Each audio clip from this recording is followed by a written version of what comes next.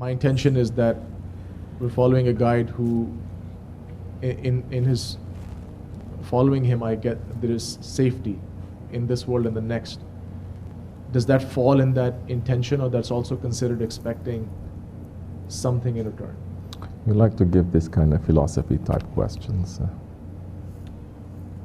I even gave a very clear example of what is it that you want. What example did I give? And this is an example from Hazrati Rabi'atul Adawiyah that we say all the time. What is that? Expecting reward as a expecting reward. To do something to get a reward for it. You do this, you can go to this paradise. You do this, you can get this. Right? Or punishment. Or punishment. You want punishment? If you don't serve this, then you get punished. Or the fear. You do something, not that you do something in order to get something, or you don't do something in order to run away from the punishment. Right? So you're following a guide, you're asking for safety. What is that safety for? Safety from whom? It's you can answer that. Safety from yourself, safety from evil. To be in the safety of Allah. That is different. That is not asking for something in return, as in, I want paradise, I want this many, let's say, palaces, I want this much more. As people who are doing anything in the space of this earth, they expect something back in return. Yes? It is also a lazim, it is also a certain law that is in this world. Okay, I help you, you help me.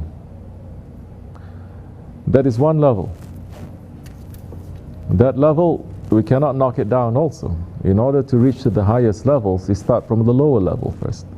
You cannot now go to the highest level and say, this lower level is no good. You understand where it is. Then you help people who wants to go to the higher level to say there's another level above that. But in order to go to that level above, you have to step away from here. You have to some way, somehow, not deny it, but to step away from it. You understand? You cannot get stuck there.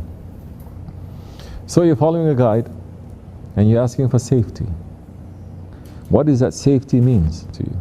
Now, if you think safety from the hellfire and to go to the Jannat, still amounts to the same thing, no? If it's safety away from the evil of yourself, as this is the prayer of the Prophet, save me from the evil of myself. Safety from that, then that is endless. It is endless. Once you understand yourself, he who knows himself knows his Lord. This is something that the Prophet taught. This is something that all prophets they taught. This is something that people from different races, different cultures, different belief systems, it comes to that too, self-knowledge. It is the highest knowledge next to the knowledge of your Creator. That's why there are many Sufi orders, and every Sufi order, it is concentrating on zikr also, remembrance, yes? Like what we just did, that is remembrance. Some they remember sitting, some they remember standing, some they remember whirling. Just as the whole universe is, they are whirling and they're turning in their remembrance of their Lord, taking power from that remembrance. Yes, remembrance, zikr is very important in our Sufi way, but this Sufi way is not only the zikr. In fact, the Sufi way, it is based on what? What does that mean, sohbat? It is based on sohbat. Sohbat means what? Companionship. Companionship with whom now? You can make companions with your shaitans, with your ego. You can make companionship with evil ones. You can make companions with laziness and heedlessness and arrogance. What we said before, Allah is saying, follow those who ask you no fee and who themselves they are rightly guided. Companions. Now, sohbat, companionship, to be close. Who are we going to make our companions now? Don't jump straight to Allah. No. Allah actually sent people to the face of this earth to say, follow them and they will lead you to me. They are not the object of worship. They are a direction. A direction is not an object of worship. A lot of Muslims, they don't understand. They see the Kaaba And they see Muslims facing the Kaaba, going down, bowing down, and they say they think that there is their God. He says, no, this is just a direction.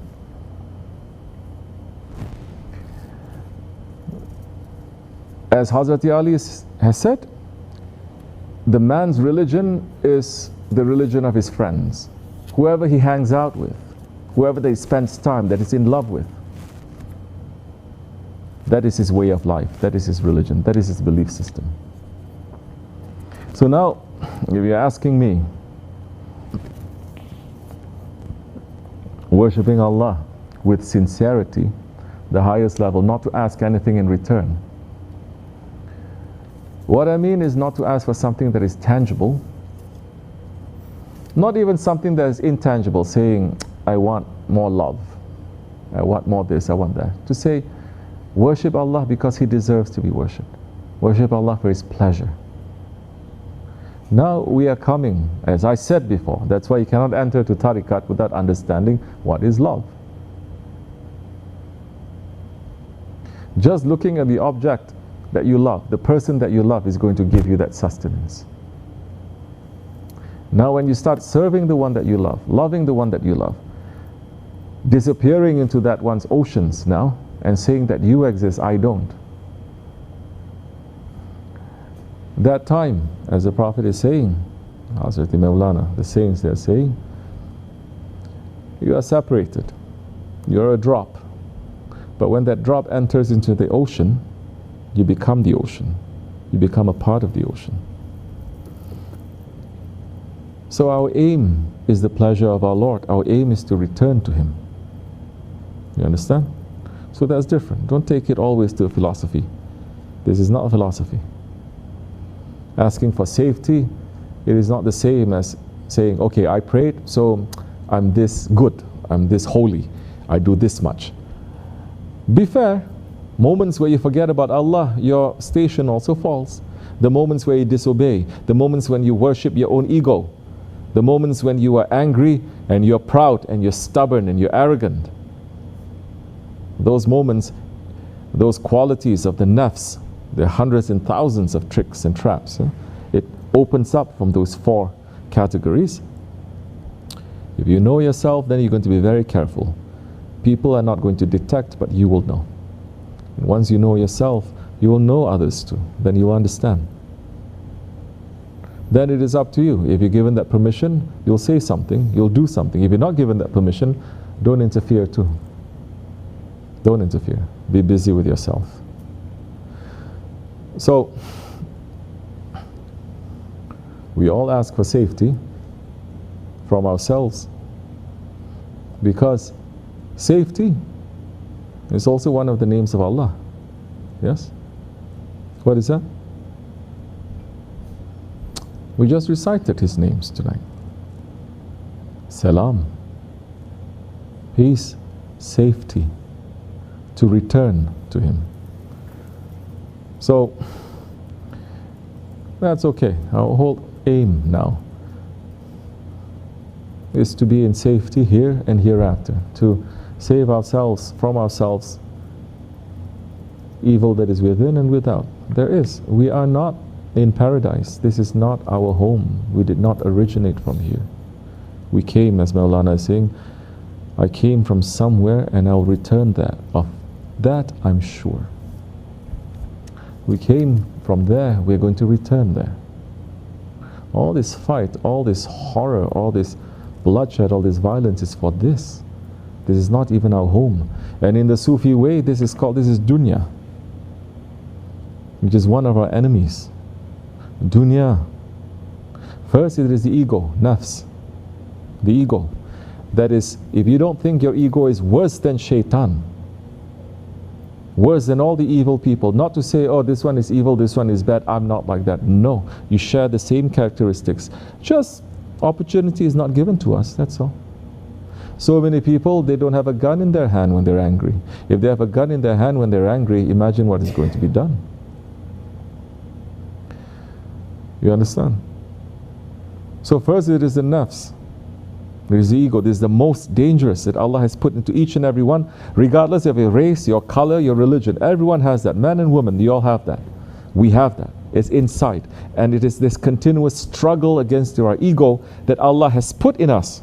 He has not put in angels. He has not put in animals. Nowhere He has put except for mankind. But He has also given us the ruh, the spirit, that is in agreement with Allah. The spirit that is higher than the angels, that the angels have to prostrate down to, because the spirit is coming from Allah. The angels did not come from Allah. Now this struggle against our nafs, the struggle against our ego, this is the holy struggle. This is the jihad that is holier than any armed struggle against anything. This is when the Prophet says, we have returned from the small jihad against tyranny and to the bigger jihad. And they ask him, what can be a bigger struggle? He says, struggle against your ego, to your nafs. It has all the characteristics of all evil, all the characteristics of all badness, everything there. It has, we have that potential. That's why it's very naive for people to think, how can mankind do it? Mankind can, it's always been. We have the capacity to go as high, higher than the angels and lower than the animals. But Allah did not leave us alone. This is the whole point. As our Shaykh said, even if He did not send any prophets or any books, just with our intelligence, just with our heart, we will know what is right and wrong. And we will know how to return back to Him. Nafs, Shaytan, our first enemy, is not the enemy of Allah. Don't think Allah, the most majestic, has an opposite, has an enemy that is going to threaten Him. Shaytan is also a creature of Allah. And Shaytan disobeyed Allah one time, but our ego disobeys Allah continuously. That's why for us to say that we are better than Shaytan, be very careful. Shaytan disobeyed Allah, and he's using his logic saying that I don't bow down to anyone except to you. Very slick. Like today's people, they're very slick. When I catch them somewhere, they're very slick. Oh, I'm doing this because of this. I'm doing this because of this. But he disobeyed. And the saints are saying, even if Allah says, bow down to that stone or that dog or this or that, because Allah is saying it, we bow down. There is a secret that is there. The angels, they understand the ruh, the spirit. But Shaytan denies the spirit, he only sees the form. So now we come. What kind are you? Are you concentrating on the form? Are you looking behind the form? This is what spirituality is. The form, you can do the form perfectly. And Isa alayhi salam, Jesus came to destroy those ones who are keeping the form, but there is no spirit. Everything they do perfectly, but there is no spirit. And you can, because this spirit now is something that is inside. You know, and the masters, they know, but you can fool people. But if you don't have that proper spirit, nothing is going to be accepted from you. It's not going to be accepted. It's very dangerous. So now, Shaytan, our enemy, 4 enemies.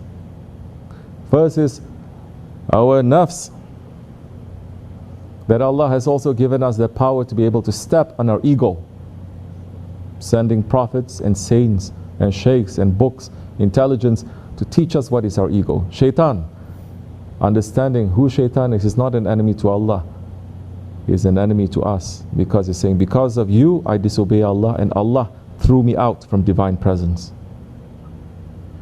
And I say, because you have thrown me out, and I will be in your displeasure, and I will end in your displeasure, which is hell, then I'm going to drag as many children of Adam as possible. They are the cause of my downfall. I'm going to bring them to hell. And Allah gave him that power, his divine wisdom. He gave him that power. And the Quran is saying, I allow you to do that. I give you that power. But only to those who wants to be with you. Those who don't want to be with you, you cannot touch them. Now we're talking about irada. We're talking about a will. Nothing in this world, in creation, has a will. Everything Allah has programmed. That's not a will. But Allah is the only one who has a will. But Allah has given a small will to mankind. We have part of that divine will. We can choose. We can do this or we can do that. This is what makes us special. This is what makes us to be able to understand Allah and His will. No one can say, I don't know what you want from me. It's very irresponsible to say that. It's very childish.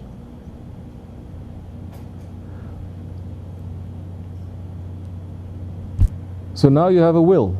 How are you going to use that will? Allah allows. Don't you see the sun is still shining to sinner and to saint, believer and unbeliever? There is a general mercy that falls to everyone.